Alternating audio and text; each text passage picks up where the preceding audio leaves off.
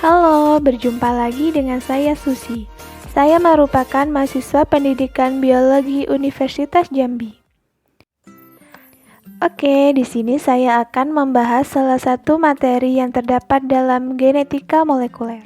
Seperti yang telah diketahui, bahwa genetika merupakan cabang ilmu dari biologi yang mencoba menjelaskan persamaan dan perbedaan sifat yang diturunkan pada makhluk hidup. Isu sosio-saintifik dalam genetika molekuler salah satunya adalah cloning. Apa sebenarnya cloning itu? Bagaimana sistem kerjanya? Dan tahukah kamu hasil cloning mamalia pertama yang pernah dilakukan? Oke, mari kita bahas apa itu cloning.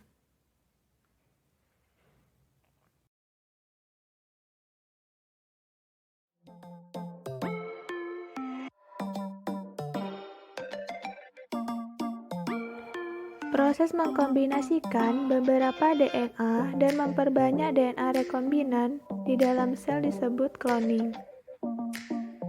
Proses memasukkan DNA ke dalam suatu sel disebut transformasi, dan sel yang dihasilkan disebut transforman.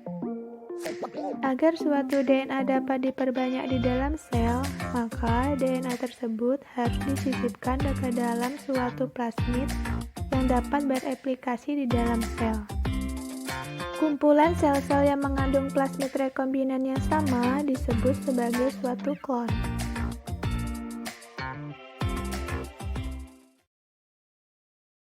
Cloning gen adalah suatu fragmen DNA yang mengandung gen yang akan diklon disisipkan pada molekul DNA vektor untuk menghasilkan molekul DNA rekombinan.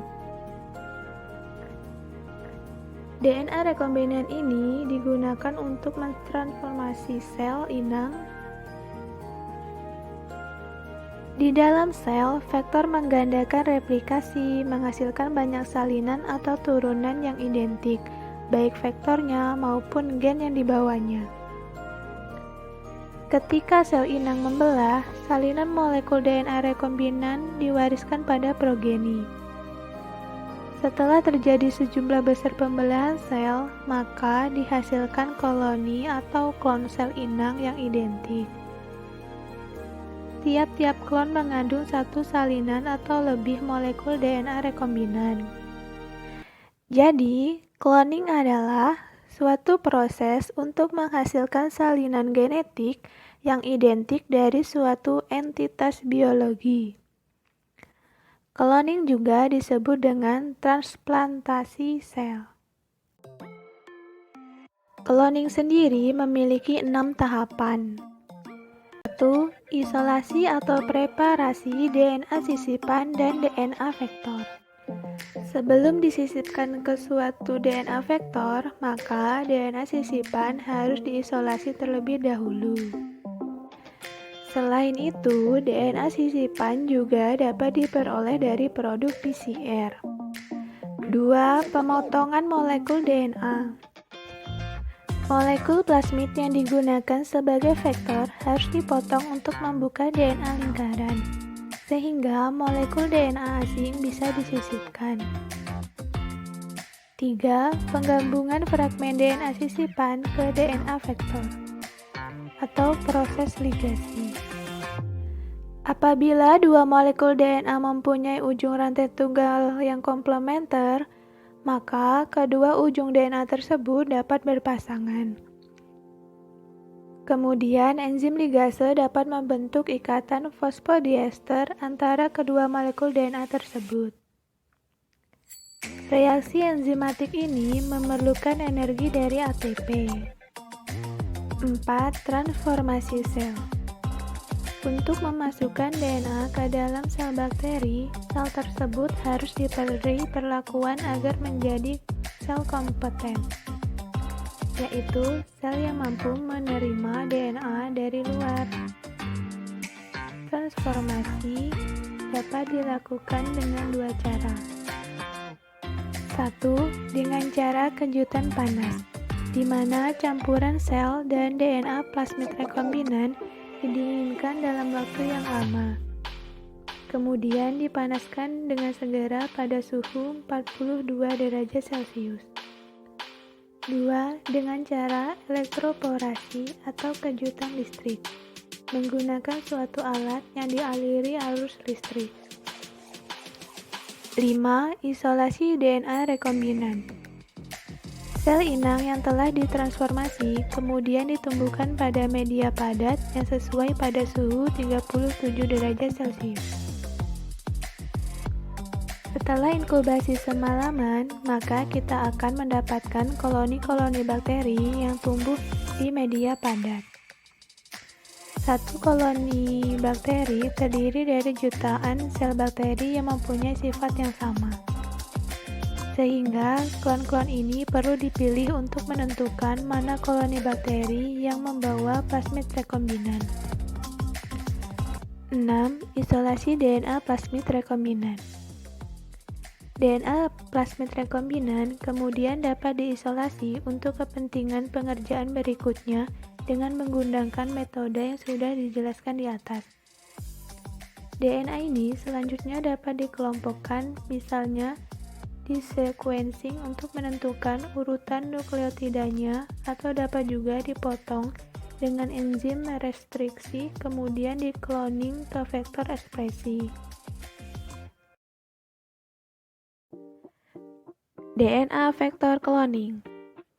Vektor merupakan suatu molekul DNA sirkular yang bertindak sebagai wadah untuk membawa DNA sisipan masuk ke dalam sel inang dan bertanggung jawab atas replikasinya. Berdasarkan fungsinya, vektor dapat dibagi menjadi dua, yaitu vektor cloning dan vektor ekspresi. Vektor cloning hanya berfungsi untuk memperbanyak fragmen DNA yang disisipkan, sehingga fragmen DNA tersebut hanya direplikasi, tidak ditranskripsi. Biasanya, vektor ini digunakan untuk tujuan sequencing atau untuk perbanyakan DNA yang nantinya akan disisipkan ke vektor ekspresi.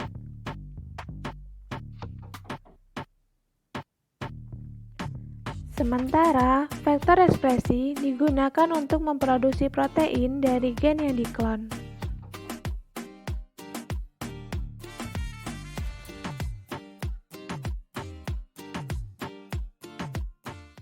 Syarat suatu vektor adalah 1.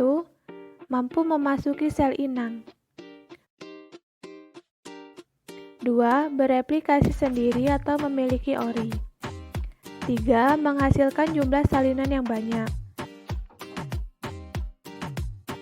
4. Mempunyai ukuran yang relatif kecil.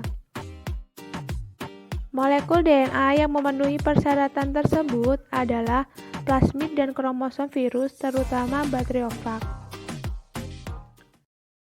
Hasil cloning mamalia pertama yang dihasilkan adalah domba Dolly. Cloning domba. Cloning sel domba menggunakan kelenjar susu domba Findorcet sebagai donor inti dan sel telur domba Blackface sebagai resipien. Sel telur domba Blackface dihilangkan intinya dengan cara menghisap nukleusnya keluar dari sel menggunakan pipet mikro.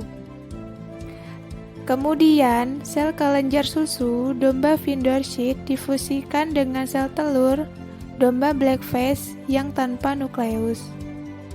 Gabungan ini dibantu oleh kejutan atau sengatan listrik sehingga terbentuk fusi antara sel telur domba Blackface tanpa nukleus dengan sel kelenjar susu domba Findorcet.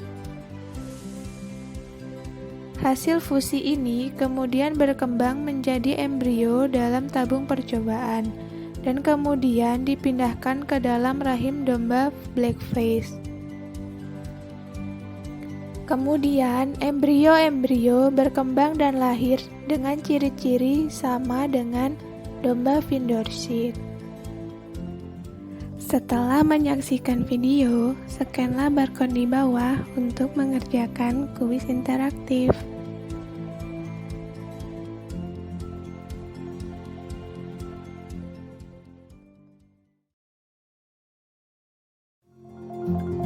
Sekian pemaparan materi genetika molekuler berbasis sosio-scientific issue pada materi cloning.